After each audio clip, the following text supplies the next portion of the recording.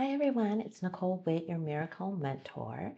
And in this video, we are going to be looking at chapter 1, the meaning of miracles, of Course in Miracles, and section 1, principles of miracles.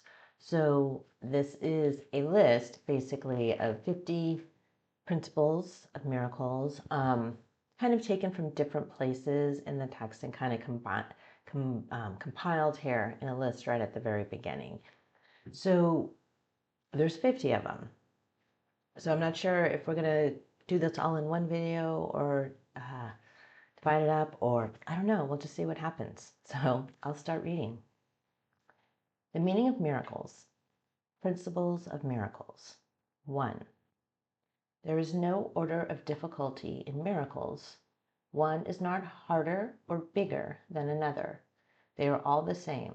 All expressions of love are maximal. So there is no order of difficulty in miracles, right? A change in perception, a change in vision is the same no matter what it is you think that you're seeing. 2, miracles as such do not matter. The only thing that matters is their source, which is far beyond evaluation. Okay, and their source, the capital S there. So God, love, spirit, wherever your love comes from. 3, miracles occur naturally as expressions of love. The real miracle is the love that inspires them. In this sense, everything that comes from love is a miracle. 4, all miracles mean life, and God is the giver of life. His voice will direct you very specifically. You will be told all you need to know. That's good. That's juicy. I like to know that I will be told all I need to know to carry out whatever it is I am to carry out. I don't need to figure this out on my own. Miracles are habits and should be involuntary. They should not be under conscious control. Consciously selected miracles can be misguided. So what's a consciously selected miracle? That would be something where I have thought with my brain, thought with my mind, thought with my thinking mind. I think if I do this, it might have this other consequence for this person, or it's very coming from directly from my mind. Like I'm trying to help, and this might be the way that I can be helpful, but it's not coming from inspiration. It's not an idea that it's given me. It's something I've thought about. It's coming from this place of I need to be helpful. I want to try to be helpful, and usually when we're trying to be helpful, we're not being helpful. Okay. 6, miracles are natural. When they do not occur, something has gone wrong.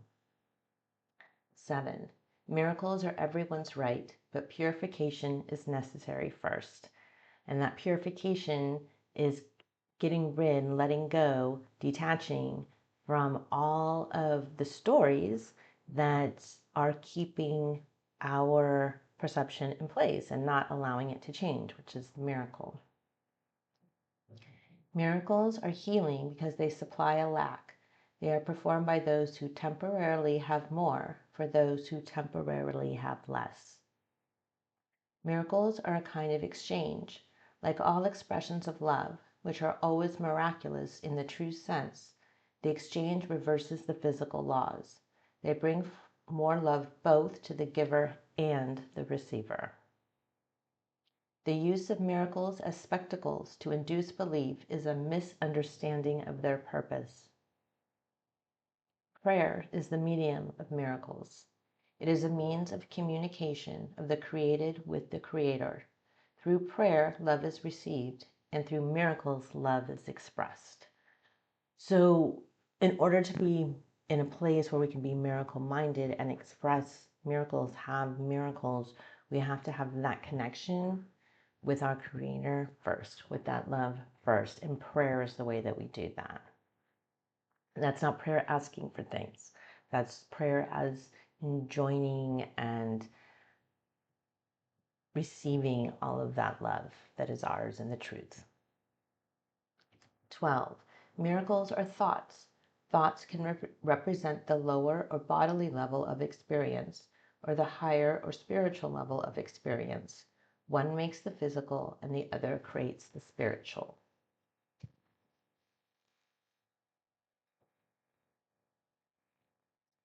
"13. Miracles are both beginnings and endings, and so they alter the temporal order. They are always affirmations of rebirth, which seem to go back, but really go forward. They undo the past in the present, and thus release the future." So this is when we have that shift in perception, when we have that miracle, it's a beginning of seeing correctly now, a beginning of a new place, a new start in our life in general, in a specific relationship, whatever. It's a new beginning, and it's also an ending because it's a letting go of the old story. So it's the ending of the old way of thinking, the ending of the old thoughts, and the beginning of reality, of truth, of experiencing truth. They are always affirmations of rebirth, which seem to go back but really go forward. They undo the past and the present and thus release the future. Because when we're letting go of all of those stories and all of the evidence that we have collected for those stories, right? The evidence throughout our lives, the evidence, let's just say with, our parent, our mother, or our father or something, and all of the bits of information that we have stored in us, in our stories about what they did to us, how they shaped us, all of these things that are keeping us in this state of unpeace, in these special relationships with them. And so when we let go of that, we're undoing that past. We're just giving it over and is no longer there. So it's undoing the past in the present, right? Because you're doing it now in the present moment, which then gives you a different future, changes the future because you're now in a new place. Number 14, miracles bear witness to truth. They are convincing because they arise from conviction. Without conviction, they deteriorate into magic, which is mindless and therefore destructive, or rather the uncreative use of mind. It's meaning that conviction comes from really being in a place of trust and belief and faith. And when we don't have those things, we can titter-totter and use magic instead, which is ascribing something outside of us as having power. Each day should be devoted to miracles. The purpose of time is to enable you to learn how to use time constructively. It is thus a teaching device and a means to an end. Time will cease when it is no longer useful in facilitating learning. So we've put ourselves in this dream of time and space, so let's use it. This time is to remember who we really are and to go home and unlearn everything that we taught ourselves in the false mind. Miracles are teaching devices for demonstrating it is as blessed to give as to receive. They simultaneously increase the strength of the giver and supply strength to the receiver. Miracles transcend the body. They are sudden shifts into invisibility away from bodily level. That is why they heal. A miracle is a service. It is the maximal service you can render to another. It is a way of loving your neighbor as yourself. You recognize your own and your neighbor's worth simultaneously.